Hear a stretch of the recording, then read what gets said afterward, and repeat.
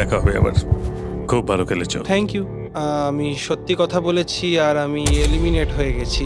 আমি জানি আমি ভালো কাজই করেছি। ওখানে 16টা ব্রিফকেস আছে, একটা বেছে নাও। আমি লাকি নাম্বার 3 নেব।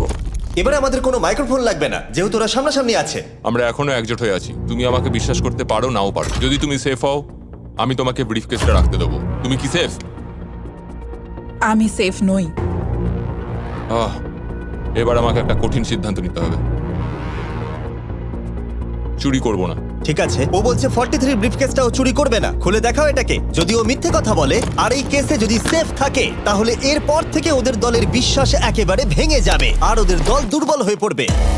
ও তোমাদের দল খুবই স্ট্রং, আমাকে ক্ষমা করে দিও 43। আমরা তোমাকে ভালোবাসি 43। কবরে যাওয়ার থেকেও এটা অনেক বেশি খারাপ হলো। সত্যি খুব খারাপ হলো। 15টা ব্রিফকেস আর বাকি আছে, আর তার মধ্যে 8টা মাত্র সেফ আছে। আমি তোমাকে সত্যি কথা বলছি, এটাতে